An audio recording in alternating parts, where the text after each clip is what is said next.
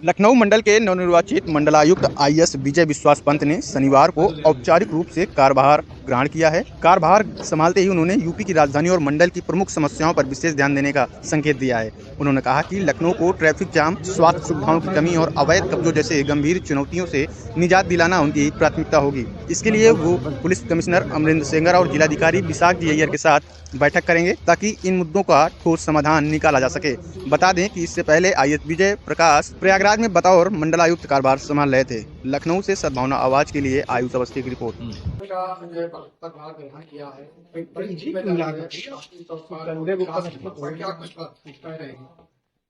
देखिए, आज मैंने यहाँ मंडलायुक्त लखनऊ का चार्ज मैंने आज लिया है। तो जो माननीय मुख्यमंत्री जी के निर्देश में प्राथमिकताएं रहेंगी और जो यहाँ महानगर की जो समस्याएं रहेंगी और जो पूरे मंडल की भी और अन्य समस्याएं रहेंगी, उसको मैं पहले देखूंगा, समझूंगा और जो अपने कलीग से बात करूंगा, यहाँ वरिष्ठ अधिकारी हैं उनसे वार्ता करूंगा। उसके बाद फिर मतलब प्राथमिकताएं तय करी जाएंगी।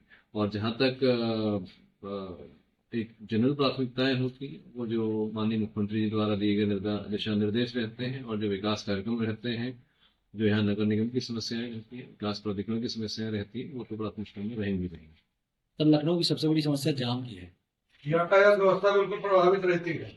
वो हम प्रयास करेंगे यहाँ पे पुलिस कमिश्नर साहब से वार्ता करके कैसे उसका ट्रैफिक से वार्ता करके उसका जो हल संभव है या उसको जो इस तरह की समस्याओं के दो तरह के इसमें प्रयास किए जाते हैं। एक लॉन्ग टर्म होते हैं, एक शॉर्ट टर्म होते हैं। लॉन्ग टर्म जो चीजें रहती हैं उसको प्लानिंग करके करा जाता है समझ के। शॉर्ट टर्म जो है वो कुछ चीजें कर दी जाती है। जो शॉर्ट टर्म प्रयास हैं वो करे जाएंगे। उसमें आप लोग क्योंकि यहाँ रह चुके हैं, आप लोग यहाँ अनुभवी हैं, जानते हैं, बहुत बार आप लोगों से ऐसे फीडबैक मिल जाते हैं जो हम लोग नहीं समझ पाते हैं। आप हैं और जो लोग इस बारे में जागरूक हैं, अगर हमें ऐसा फीडबैक देंगे तो हमेशा वेलकम रहेगा। हम ऐसे फीडबैक्स का हम स्वागत करेंगे और उनको क्रियान्वित करने का प्रयास। सबसे अहम है मेडिकल कॉलेज में, जहाँ पे लाली है, जहाँ पे हार्ट के पेशेंट आते हैं, मगर वहाँ पे ई रिक्शे का और चालक जो है ऐसा भरा रहता है जो निकलना बहुत मुश्किल हो जाता है। इस पे जान बचाने की कोशिश की जा सकती है, मगर वहाँ आए दिन ये होता है कि जो है पुलिस कार्रवाई तो करती है, मगर फिर दूसरे तीसरे दिन इस तरह का माहौल हो जाता है कि आदमी जो है बेबस हो जाता है। उस पर मैं प्रयास करूंगा सीपी से मिलकर इसका। लखनऊ मंडल में तमाम ग्रामीण इलाके भी हैं, क्या ग्रामीण इलाकों के लिए कुछ अलग स्पेसिफिक आप व्यवस्था सुनिश्चित करेंगे?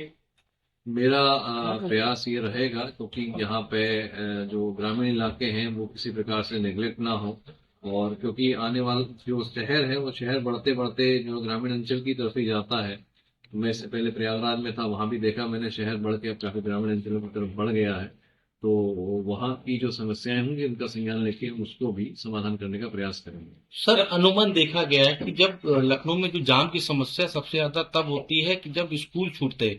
इससे पहले भी स्कूलों को कई बार नोटिस दी गई कि जो वाहन सड़कों पे खड़े करते हैं उनको स्कूल के अंदर किया जाए ताकि सड़कों पे जाम न लगे।